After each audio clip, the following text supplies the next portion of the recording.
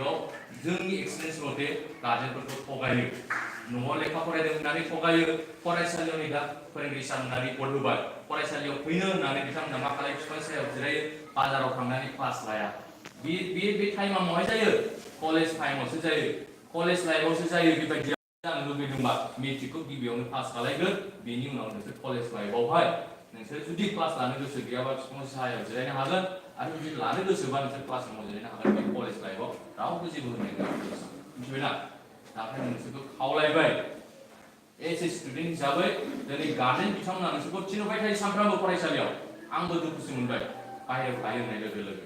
मानो बै सिङाव फैनानै बाहेरायाव मानो जिरायनांगौ क्लास रुम सिङाव जिरायनानै थानो हाया नामा गरमनि थाखाय खस्थ' खालामनो हायाबा सोलोंनो गोसो गैयाबाथ' फरायसालियावनो फैनो नाङा फैनानै जुदि बाहेरायाव थायोबा बिराद दुखुनांथाव बाथ्रा दा ओंखायनो बेबायदि गाबोननिफ्राय दिनैनिफ्राय बेबायदि दाखालाय नोंसोरनि गार्जेनफोरखौ लेंहरनायनि खारनानो बेनो जोंनो पानि गाइखेरा गाइखेर दैया दै जों आलादा आलादा जों दिनै न'आव फरायना फराया फोरोंगिरिखौ थगायो नामा गार्जेनखौ थगायो नामा बे जिनिसखौ जों दिनै मिथिनो थाखाय फैदों आरो जोंनि फरायसाफ्रा दिनैनि तारिखाव बेसेबां प्रग्रेस जानो हाखो बेसेबां नोङो प्रिपेरेसन जानो हागोन मेट्रिक आनजादनि थाखाय जोङो गार्जेनावबो सोंगोन फरायसानावबो सोंगोन आं बाहाय लेक्सार होनो फैयाखै बाखि माखाखौ जोंहा बुंखाबाय दा आङो फिउ मिनिट्सनि गेजेराव 30 मिनिट्सनि गेजेराव फोजोबनानै थांगोन बेनिफ्राय मोनसे आलादा प्रग्राम दंबावो दा क्लास 10 नि रल नम्बर 1 अननानै गसंनाय बिसोर क्लास 10 नि रल नम्बर 1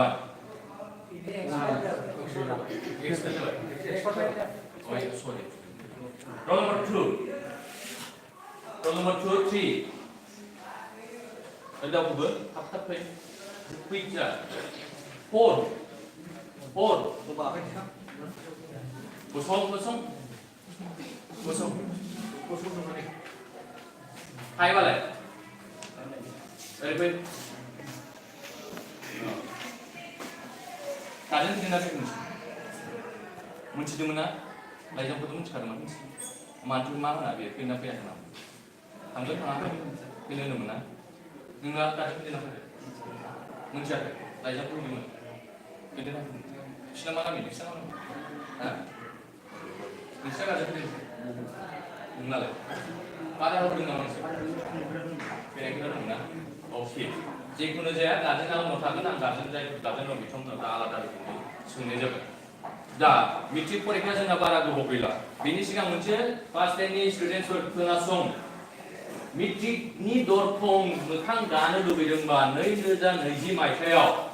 गिबियाव अक्ट'बरनि 12 तारिखनिफ्राय क्लास 10 नि थाखाय सेलेक्शन फेज जागोन 12 तारिखनिफ्राय अक्ट'बर मास मोनसेल'सै बे अक्ट'बरनि सेलेक्शन फेजआव जाय स्टुडेन्टआ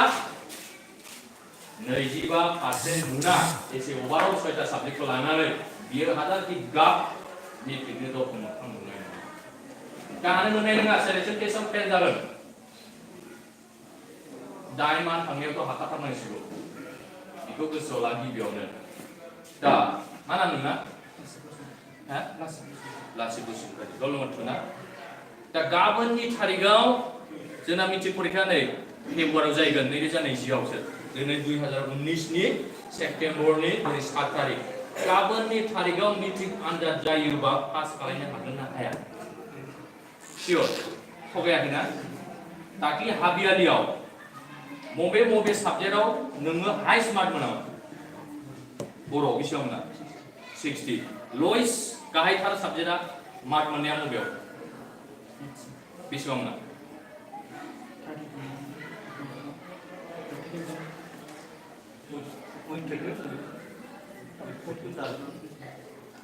टेनखौ दाजाबनानै 32 बा 10 दाजाबबा जोंना 42 जायो दा गाबोननि तारिखसिमाव नों पास खालामनो हायो होनना बुंबाय फेब्रुवारियाव 2020 मायथाइयाव मेट्रिक आनजाद जायोबा बेसेबां जौखोन्दो लानानै पास खालामगोन बे बुंबाय नोंनि कनफिडेन्सजों बुं नोङो बेसेबां दिनैनि तारिखआव फरायनो हागोन आरो फेब्रुवारिसिमाव बेसेबां फरायनो हागोन आङो लेसनखौ चेप्टारखौ फोजोबहैनो हागोन बेसेबां आङो कभार खालामनो हागोन बेसिमाव आङो बेसेबां मोनहैगोन नोंनि कनफिडेन्सजों बुं बेसेबां पार्सेन्ट 60 60थ' फार्स्ट डिभिजन बिनि गोजौबो लानो हायो 70 आं पारसेन्टखौसो सोंदों बेसेबां लागोन बेसेबां जौखोन्दो आसार 60 थाङो नालाय 70 बेबो सारनाय जागोन बिदि आरो हानायखौल' थगायनो नाङा बयबो थगायनो नाङा रावबो थगायनो नाङा सोंजोबगोन आं लेक्सार होनाय नङा कुइसन खालामगोन दिनै बांसिन थगायनो नाङा 60 पारसेन्ट थाखाय दे बेसेबां लागोन 70 सियर नाजाथारगोन बयनिबो सिगाङाव दावराव बुंलाय नोङो फोरोंगिरि सारमोनबो दं दावराव मेट्रिक आनजादाव बेसेबां पारसेन्ट लाना पास खालामनो दे मोनसे दिनै जोंनो फोरोंगिरि सारमोननो दिनै कमिटमेन्ट हो मोनसे दे बुं बयनिबो सिगाङाव दावराव बुंदे 70 लास्ट फैगौ बिलाय एसे होनदों मेट्रिक आनजाद लानो बेसेबां पारसेन्ट लाना फैगौ मेट्रिक आनजादाव आङो बेखौ मेट्रिक आनजाद जाबाय 70% लानानै फार्स्ट डिभिजनाव उथ्रिसारनो आखाइखौनो नोंथांनिफ्राय मोनसे खोथा होदोंना 70% लानानै मेट्रिकखौ पास खालामनो होनदों बियो खोनासं बयबो दिनै बिथाङा मोनसे बाथ्रा होबाय जोंनो बेखौ दिनै मावफुंथारनांसिगोन बियो आरो मावफुंनो हायाबा क्लास 9 नि स्टुडेन्टफोरखौ मानो लेंफानाय जादों बियो जों मिथियोना क्लास 9 नि स्टुडेन्टफोरखौ लेंफानायनि खारनानो बेनो नों जुदि 70 लानो होननानै थार्ड डिभिजन फैयोबा नोंखौ लाजिसिं मिनिसिगोन लाजिगोन मिनिगोन क्लास 9 निया बै एबसुनि फैनाय समावहाय बैयो जोंनिया रल नम्बर 2 आ मुगा मा खालायखो प्रमिस खालायबाय बियो 70% लानानै पास खालायनो होनबाय फरायसाया साला ओरै थार्ड डिभिजन जाबाय खुनुरुखुमै नोंखौ बयबो मिनिगोन लाजिगोन दा बेनि थाखाय नों लाजिनायखौ बिसोरजों मिनिजानो ना मोजां होनजानो आदाया जेरै होनदों खोन्था लाखिमारबाय उमुगा जेरै होनदों ओरै लाखिमारबाय 70% लानो होनदों लाखिमारबाय फरायमारो जोंबो बेबायदि फरायनांसिगोन नै बिथांमोनहा नोंसोरखौ फल' खालायगोन नोंखौ फल' खालायगोन दा नों जुदि फरायालासे थार्ड डिभिजन जायोबा फरायखाया लाब गैया दा ओंखायनो मिनिजानायखौ नांगौ ना बाख्नायजानायखौ नांगौ बाख्नायजानायखौ नांगौबा दिनै नों जेबायदि कमिटमेन्ट होबाय प्रमिस खालायबाय आरो नों बेखौ मावफुंथारनांगोन मिथिबायना दा मावफुंनायनि माखासे बाथ्राखौ बुङो आं जों मोनथियाबो होननाय औ दा नों दाख्लै हाफ इयारलियाव बबे साबजेक्टआव हाइस्ट मार्क मोना बेसेबां ला 38 मानो मिनिलाबायखो दे सिरियास मिथिबायना बेना माने न दा पास खालायनो हागोन ना हाया मेट्रिकखौ फैगौ फेब्रुवारियाव सियर मा डिभिजन लाना पास खालायनो सानदों सेकेन्डखौ हाथारगोनथ' न'खराव प्रब्लेम दं फरायनायनि औ जिरायना औ ओमफ्राय न'खरावथ' लाइट गैया मा गैया प्रब्लेम जाबाय दे ओमफ्राय बेनि अनगायै मा दंबावो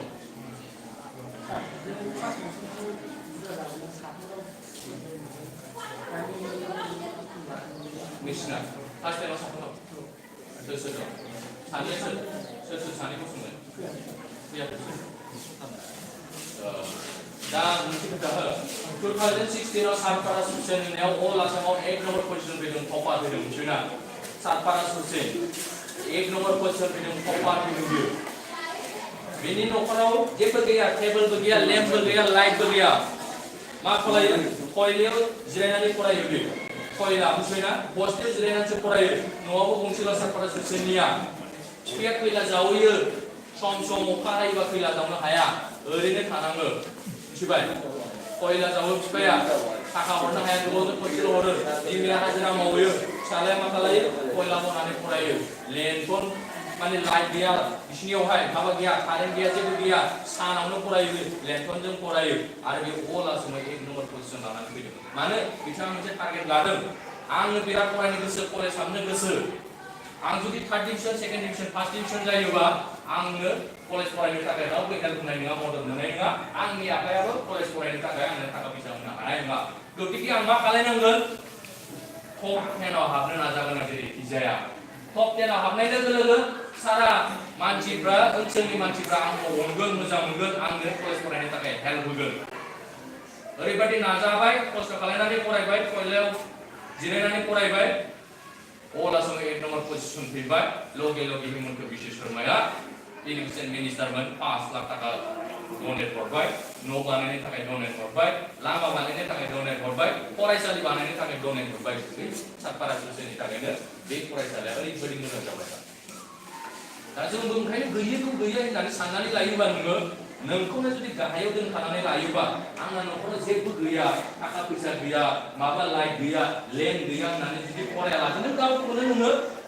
कनफिडेन्सखौ लुज खालामनानै लाखाबायबा लुजार खालामनानै लाखायोबा आं हानाय नङा आं जेबो हानाय नङा आंना न'खराव जेबो गैया होननानै साननानै लायोबा जों बेनिफ्राय आरो मालाबाबो जौगानो हानाय नङा जोंनि फेमिलिसफ्रानो बिदिनो जोंनि गार्जेनफ्राबो बिदिनो आंहा न'खराव जेबो गैया गोरिब जोङो बेनिफ्राय उदां जानाय नङा आंनि गथ'आबो फरायनो हानाय नङा दां बेबायदि मोनसे साननायनिफ्राय जों मालाबाबो दिनैनि तारिखाव उदां जानो हायाखै दा ओंखायनो मा जों उदां खालामनो थाखाय जों बेनिफ्राय बारग'नो थाखाय जों मा खालामनांगोन आंनि गथ'आ हायो आं गैया माने मा जादों आंनि गथ'खौ दहाय फरायसा सारा मा बुंदों न'खराव जेबो गैयाबाबो आं गथ'खौ फोरोंनानै सम्पद खालामथारो बिए पास एम ए पास खालामथारो दा जोंनि गार्जेनफोरनि साननाय हनाय बिदि जानांगोन दा हागोन आंहा फोथायनाय दं नाजाथारनांगोन मिथिबायना हाथारगोन दा सियर बयनिबो सिगाङाव बुंहरलै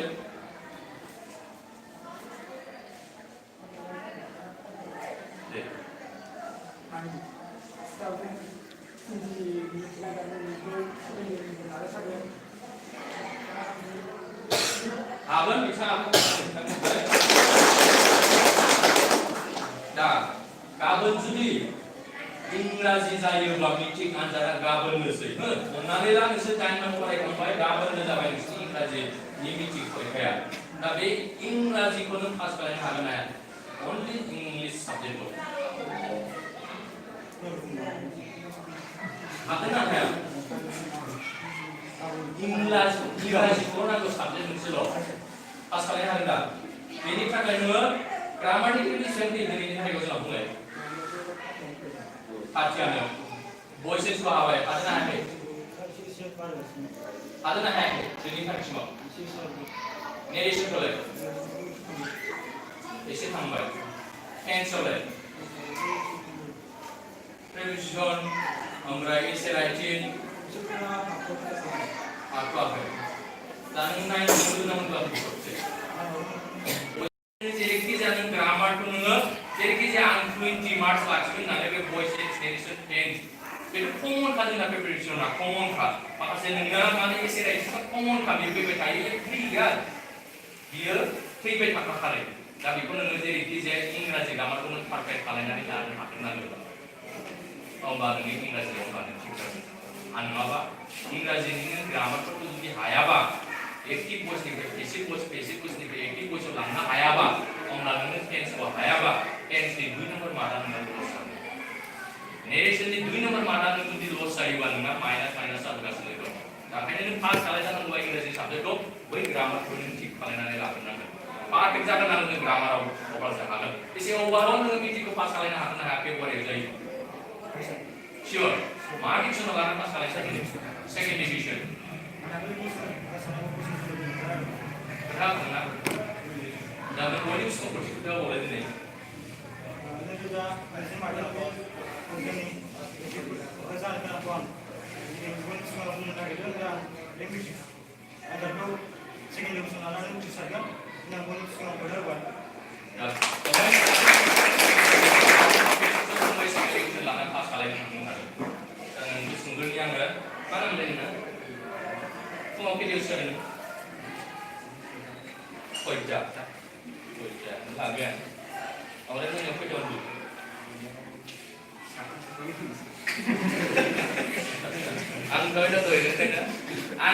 आं नायनानै डाइरेक्ट सोंग्रोनाय जादों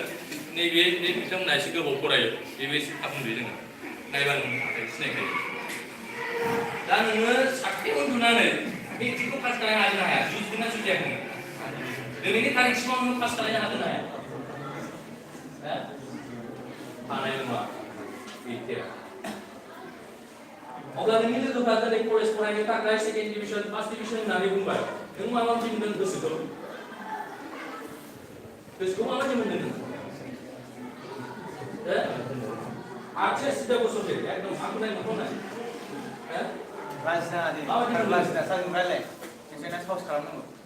माबायदि मोनदों नोंनि लोगोफ्रा गासिबो पास जाजोबसै नोंल' थालांसै थख'खौ माबायदि मोनदों नोंनि आइया माबायदि मोनगोन नोंनि आफाया माबायदि मोनगोन फेल जायोब्ला नोंखौथ' दिनै 10 बोसोर क्लास 1 2 3 4 5 6 7 8 9 10 10 बोसोर नोंनो मालाबा साइकेल बायनानै होबाय मालाबा खाता बायनो फैसा होबाय मालाबा ड्रेस बायनो फैसा होबाय दरपेन बायनो पावपेन बायनो पेन्सिल बायनो थाखा फैसा होबाय एसेबाबो होनानै हरबाय 10 बोसोर फोरोंबाय इसिबां खरस जागोन नोंनि थाखाय दिनै आरो जुदि मेट्रिकखौ बिनि गेजेराव आरो जुदि फेल खालामना होबावोबा इसिबां दुखु मोनगोन नोंनि आइ आफाया नोंखौ लानानै बिराद फोथायनाय दंमोन गोरोब दंमोन आरो बिसिनि सिमांखौ जाफुंहोथारनो थाखाय मेट्रिकखौ पास खालामथारनांगोन नाजानांगोन नङाबा बिराद दुखु मोनगोन नोंनि सायाव नोंखौ लानानै बिराद फोथायनाय दं सार ओंखायनो फरायसालियाव सानफ्रोमबो थिनहरो नोंखौ फरायसालियाव थिनहरनायनि खारनानो बेनो आंनि गथ'आ दिनै माबा मोनसे खालामहैनो गाबोन सोरबा बिजि पास जानानै सिउ पास जानानै हायार सेकेन्डारि पास जानानै कलेज फरायनानै गाव मोनसे खालामहैनो नोंनि सायाव बिराद फोथायनाय दं नोंखौ जानो गैयाबाबो फोथायनाय दं नोंखौ ओंखायनो फरायसालियाव थिनहरबाय थादों दा बिसोरनि थाखाय नों माबा मोनसे खामानि मावफिननानै मोजां मोना गोसो दङ ना गैया दिनैनि तारिखआव पुलिस साख्रि मावनोबाबो मेट्रिक पास नांगौ आर्मी साख्रि मावनोबाबो नोङो साख्रि मावनोबाबो नोङो एसएसबी मावनोबाबो मेट्रिक पास नांगौ दिनैनि तारिखआव आईटीआई इलेक्ट्रिशियान फरायनो थाखाय कम्पिउटार फरायनो थाखाय दिनैनि तारिखआव सार्टिफिकेट मोननो थाखाय मेट्रिक पास नांगौ नार्स मावनो थाखाय दिनैनि तारिखआव पिउ पास नांगौ हिन्जावफ्राबो गोसोआव ला अब्ला मायाव दिनै खम दिनै मेट्रिक फेल जायोबा नों पुलिस दं मोना जेबो मोना खारनांगौ मेट्रिक पास जानाय लोगो लोगो जुदि पुलिस खारनानै मोनोब्ला अब्ला सिन्था दारा खालामनांगोन जोङो ओरैनो सोलोंनानै हाखानानै सोलोंनानै जुदि नों गफबनानै थायोबा जोंनि जेबो जाया थायोबा माबोरै जानो बिदिबा दा ओंखायनो गाबोननिफ्राय नोङो फुंनि 5टायाव सिखारनो हागोन हायाखै आस्थाखौ बिबावबाय मेट्रिक पास जानानै सार्टिफिकेट जानानै नों फुंनि 5टायाव सिखारनांगोन फुंनि 5टायावथ' जों बयबो सिखारो आंबो सिखारो फोरोंगिरि सार मेडाममोना दिनैनि तारिखआव बिसोरो दिनै दरमा मोनो बिराद बुरजा बुरजा दरमा मोनो बिथन मोनो थेवबो बिसोर फुंनि 5टायाव सिखारो फोरोंबावनांगौसो फरायनांगौ बिस्रा मोनानि 7टायाव मानो उन्दुनो हायो नोङो हरनि 10टासिम मानो फरायनो हाया दा गोसोआव थाया फरायबाबो फरायो थाबा होमबा बायोना बानाय जेरै बाबाय नोङो हमनानै लादो नोंनि लाइफआ दंस नोंखौ नोङो जुदि लामायाव गोग्लैनानै थायोबा जौगानानै गोग्लैनानै थायोबा नोंखौ रावबो आयनानै बोखांनो फैनाय नङा नों जुदि फेल जायोबा नोंनि लाइफआसो दंस जागोन नैबेनि लाइफआ दंस जानाय नङा बिनि लाइफआ दंस जानाय नङा नोंनि लोगोफोरनि लाइफआ दंस जानाय नङा नोंनि लाइफआसो दंस जागोन मिथिबायना गाव गावबावसो बे जुगावहाय बे मुलुगाव गाव गावबावसो नों हायोना आं हायोना नों हायो जेरै कम्पिटिसन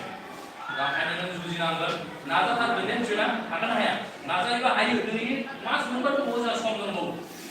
मास मोनबासिमाव आं मानो हाया होथारगोन आङो नाजाथारगोन आङो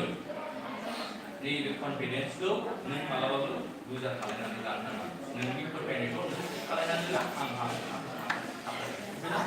दा हागोन दा नाजादों गाबोननिफ्राय फुङाव सिखारनोसै आरो मोनानि 10टासिम फरायनोसै होननानै सारमोननि सिगाङाव बुंहरलायदों दे बुंलाय माने हागोन ना हाया नोङो पालन खालामनो एसे स्टुडेन्ट हिसाबै नों पालन खालामनो हागोन ना हाया दे बुंलाय दे बुं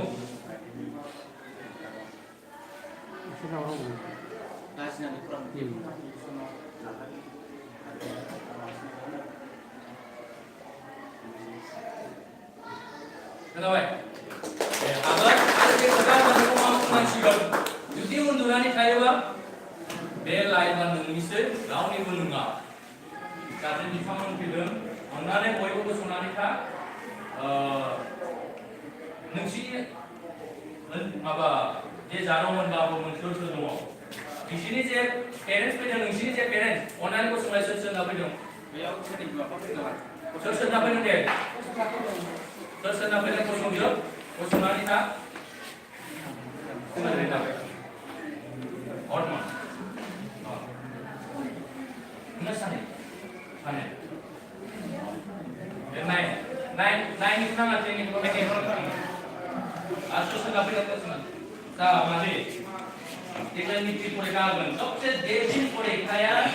1निफ्राय लानानै 2निफ्राय लानानै क्लास 10 सिमनि जे सबसे गिबिसिन फरिखा जाय गिबिनि बे मेट्रिक फरिखाखौ पास जाबानो हाई एडुकेशन माने गोजौ सोलोंथाइ लानो हायो कलेजाव थांनो हायो हायर सेकेन्डारियाव थांनो हायो बेनिफ्रायसो जोंनि जुदि मेट्रिक फरिखाखौ पास जानो हायोब्लासो गोजौ सोलोंथाइ लानो हागोन बाबुआ दा न'आव माबायदि फरायो खयथासिम फरायो फुङावहाय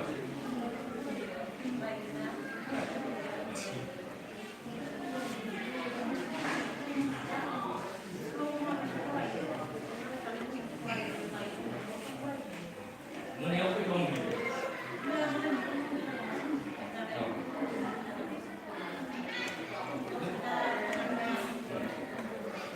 नों दिनैनि थारिखआव सोंफेरबाय नामा मेट्रिकखौ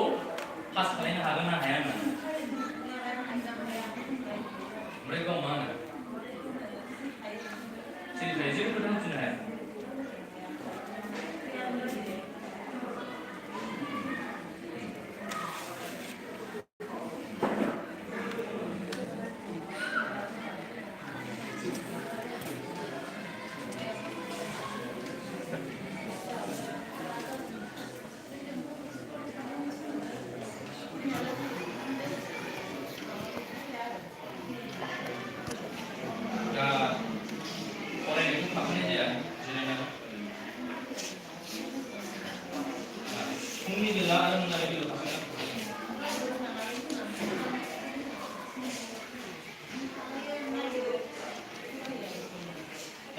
मेट्रिक पास खालामनांगौनि थाखाय फंबायखौ जों जेरैखिजाया पास खालामनांगौनि थाखाय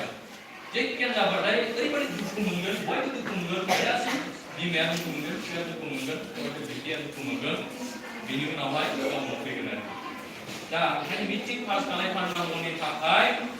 जोङो दिनैनि थारिखआवहाय मादिया नोङो आबा खामानि मावनो थाङो फुङावहाय हाजिरा मावहैयो दा हाजिरायाथ' जोंना 8टासोनिफ्रायसो स्टार्ट जायो दा 8टासोनिफ्राय स्टार्ट जायोबा जोङो 7टासिम जिरायनानै थाफानांगौ फुंनि 4टायावनो फोजादो 4टायाव फोजानानै 7टासिम नोङो जिरायनानै थाफा हयथ' 6टासिम नोङो जिरायनानै थाफा दसे मिनिट बाखि बिनिफ्राय मा मा खामानि मावो दसे थांलाय फैलाय खालाय बेखौ बिनि फरायनाय खाथियाव थाफा मोनायावनो 9टासिम थायो 9टायाव ओंखाम जायो 9टायावनो उन्दुयोबा 9टासिम 5टा 6टानिफ्राय नोङो टाइम फ्रि जानायनिफ्राय ओंखाम संखांनायनिफ्राय जिरायनानै थाफाबाय था खाथियाव थाफानानै थाबा नोङो ABCD रोङा सराय सरा रोङाबाबो जिरायनानै खाथियाव थाफाबाय था फरायनो थाखाय बुंबाय था अननायजों बुंबाय था फराय मोजाङै फराय पास खालामनांगौ आरो जिरायनानै थाफानो हायोबा बिनि साननाय मोनसे हरनाय फैगोन जे आंनि आइया आंनि थाखाय दिनै आंखौ नेगासिनो दं खस्थ' खालामनानै आरो बेखौ दिनै बुजिनो हानाय जोंहा दंखायो जों नायदों सासे फरायसा रिजु बरगयारि 94.560 मोनदों देग्लाय अल आसामाव बर' मिडियामनिफ्राय मारै मोनदों बिना फिसाला दङ उन्दै क्लास 3आव फरायनाय सासे फिसाय दङ बिनाबो सालाकाथिनिफ्राय बियो क'क्राझारावहाय फिसालाजों लजिं थाफैफादों बोसोरसे बे फिसाला उन्दैखौ बियो खेल लानो थाखाय सम मोनाखै फिसायजों बियो बोसोरसे थानो थाखाय सम मोनाखै फिसालाजों बियो लजिं थाफैदों जेब्ला मेट्रिक फरिखाया पास जादों 94.60 मोनदों फिसालानाव आं लगे बेलासियाव थांनानै फिसाया आंखौ लिंहरदों फैदों खाम्फा साहा लोंफैदों होननानै आंखौ लगे थांबाय फिसालाजों आङो आधा घन्टा सावरायदों दिनैनि थारिखआव आङो 94 मोननायनि खारनानो जाहैबाय आइया आंजों बोसोरसे खस्थ' खालामनानै जिरायनानै थाफादों आंनि रुमावनो आंनि खाथियावनो उन्दुदों आं फरायनायाव थाफादों हरनि 1टा 12टा 1टासिम दिनैनि थारिखआव आइया आंनि बांसिन खस्थ' खालामदों आं आइनो pad क्ल'ज two my mum direct गथ'आ बुंदों जोंबो दिनै आनदार होनानै दिनै मावरिया होननानै जुदि जोङो एसे जों जुदि खस्थ' खालामनो हायोबा निश्चय गाबोन समफोर मेट्रिकआ पास जागोन दङ दा फंबाय नोंनि आइया जे ओरैबायदि खस्थ' खालामनानै नोंखौ फोरोंगासिनो दं नोंसिनि आदैया दा आइनि थाखाय आदैनि थाखाय नोङो मेट्रिकखौ पास खालामनो हागोन ना हाया बुंलाय हा 3rd डिभिजनखौ नाजागोन 3rd division 2nd division 1st division जिखुनु जाया नोङो दिनै आइनि थाखाय नों मेट्रिकखौ पास खालामनानै होथारनांगोन मिथिबायना ओरैबायदि खस्थ' खालामनानै फोरोंगासिनो दङ नों जुदि गाबोन समफोर मेट्रिक पास जानानै माबा मोनसे पुलिस साख्रि मोनहैबाय आर्मि मोनहैबाय हयथ' माबा मोनसे नों फिसा फिसौ सुखिदार मोनहैबाय केरानि मोनहैबाय मेट्रिक पास जाबासो गासैबो सुखिदार केरानिफोरखौबो मोनजोबगोन दिनैनि थारिखआव अब्ला नों जुदि बैहाय नों इनभल्भ जाहैनो हाबायबा माबा मोनसे फिसा मावनो होनो हाबायबा नोंनि आइखौ नोङो सुख सान्थि रायजो जाहोनो हागोन नोंनि आदैखौ नों नायनो हागोन फंबायखौ नों नायनो हागोन मेट्रिक मोजां पास खालामनो हागोन बिनानावमोनखौ मोजां पास खालामनो हागोन नों जुदि गिबियावनो नों मेट्रिक फेल जाग्रोबा फंबायखौ मा होनो नों बिनानावखौ मा होनो रावखौबो नों बुंनो हानाय नङा ओंखायनो नोङो आइनि थाखाय फंबायनि थाखाय सोरनिबा थाखाय नोङो मेट्रिक पास खालामनो जुजिनांसिगोन दा नों आइनि सिगाङाव बुंलाय आइखौ पुलिस खालामनानै मेट्रिकखौ पास खालामथारगोन होननानै बुंलाय बेनि थाखाय आं खस्थ' खालामगोन होनना बुंलाय हायनो हाया दे बुंलाय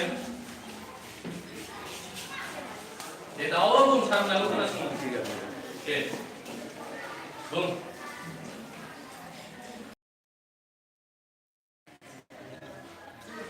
बहायनो बादि मोनबाय आङो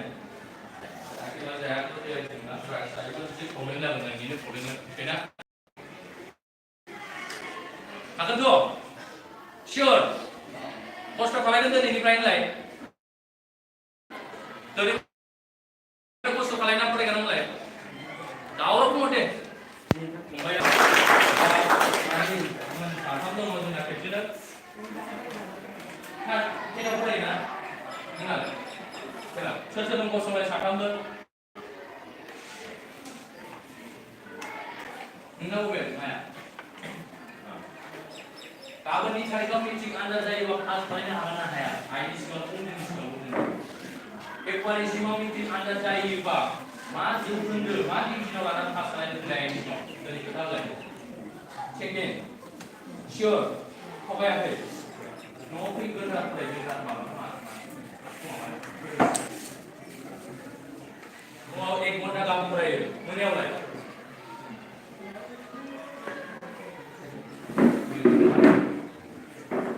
आइनि सिगाङाव दानो बुंबाय सेकेन्ड डिभिजन फुङाव 1 घन्टा मोनायाव 2 घन्टाजों मा जागोन बे लेखा मोनसे बोरलाबानो जोबो जोंनिया 2 घन्टायाथ' आरो बिनि थाखायथ' बिराद गरम समावथ' नोङो हरनि 10 टा 11टाबाबो उन्दुनो थाखाय गरमानो 12टा 1टानिफ्राय जेरै थान्दा जायो मानो फरायनो हाया माबा गिनाय दं नामा माबा मोनसे प्रब्लेम दं नामा खस्थ' खालामनो हागोन ना हाया सेकेन्ड डिभिजननि नांगौनि थाखायनो नोङो दिनैनि तारिखआव खमैबाबो फुङाव 1 घन्टा बेलासियाव 4 घन्टा नों फरायनो हाथारनांगोन अब्ला नों सेकेन्ड डिभिजनखौ मोननो हागोन आदारवाइज मोननाय नङा क्लासाव नोङो बिराद मोजां हागोनबो हागौ खिन्थु नोङो मेट्रिक आनजादा एसे आलादा जायो ओंखायनो नों पास खालामनो थाखाय जुजिनांगोन आइनि सिगाङाव नों सेकेन्ड डिभिजन जागोन होननानै बुंबाय दा बेनि थाखायनो नों हरनि 10 टा 11टासिमाव फरायनांगोन मादिया बेनि थाखाय नोङो रेडि जानांसिगोन जुदि दिनैनि तारिखआव जारुवा फेल जायोबा बेनिफ्राय दुखुनांगोन कापस हमनानै ला नोंसोर सानैजों गामि मोनसेनि मेट्रिक फरिखा होनो थांबाय जुदि नोङो जेनेबा आं फेल जाबाय सासेया जुदि फेल जाबाय पास जाग्रानि न'खरा ओरैबायदि जाबोबाय लोंबोबाय गामिसे न' खाथिथार नोंनि माया थांनानै बेहाय साहा कापसे लोंहैनो हानाय सोंगोन नोंसिना जारुवा पास जागोन ना फेल जागोन फेल जाबाय फरायखाया गादाथारमोन गामियाव सामफ्रामबो बेराय हाबा हुखा बारबा बारबा फुजा नोंनि मानि सिगाङाव माया ओरैबायदि दुखु मोनदों नोंनि थाखाय दा बेनि थाखायनो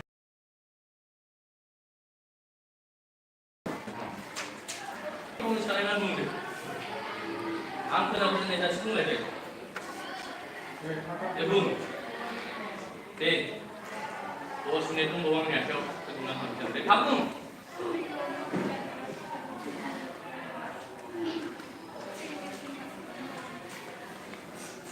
हागोन दिनै बियो जिरायनो मोना नोंना माया बबे लेजेन्डा गाबोननि तारिखआव मेथ्स साबजेक्ट जायोबा मेथ्स साबजेक्टखौ पास खालामनो हागोन ना हाया मेथ्सखौ हाफिया लोगो दं ना दाख्लै मेथ्सआव बेसेबां ना एक्सट्रा सानगासिनो हे फेलबाबो खिथा पासबाबो खिथा दे दे गोसोआव गैया मा दे बबे साइडआव बांसिन मोना बबे साबजेक्टआव बांसिन मोना हा जिअग्राफि इलेक्टिभआव बेसेबां मोना जिअग्राफियाव 29 बेनो हाइस्ट जादोंना आं दहाय एसे सिगाङाव मा बुङामोनलाय जाय फरायसाया मेट्रिक फरिखायाव जिरायनो गोसो मेट्रिकनि दरखम गानो गोसो बियो सेलेक्शन टेस्ट अक्ट'बरनि 12 तारिखनिफ्राय स्टार्ट जागोन बे 12 तारिखनि माबायाव सेलेक्शन टेस्टआव जुदि 25 जौखोन्दो मोना एसे ओभारअल साबजेक्टजों अब्ला मेट्रिक फरिखा होनो मोननाय नङा गोसोआव लामादो मेट्रिक फरिखा होनो थाखाय जोंनिया मोनसे सेलेक्शन टेस्ट जायो बे स्कुलनिफ्राय सायख'नानै हरगोन 25% 25 जौखोन्दो 25% जुदि मोननो हायाबा एसे ओभारअल साबजेक्टखौ लानानै अब्ला बे मेट्रिक फरिखा होनो मोननाय नङा दिनैनि तारिखआव नोंना साबियारनिसिमाव मोनसेबो साबजेक्टआ पास जायाखै मोजां नङा अब्ला नोङो दिनै बिनिफ्राय मा सोलोंखो दे बुंलाय मा सोलोंखो बुंलाय दे 29 हाइस जादोंबा मा सोलोंखो बुंलाय दे मा सोलोंखो दे बुंलाय अब्ला फरायाबा फेल जायो होननानै मिथिबायना दा मेट्रिकआथ' नोङो फरायाबाथ' आरो फेल जाबावगोन हागोन ना हाया दे फरायनानै पास खालामनो हागोन ना हाया हागोन ना आं मादैनाव सोंनि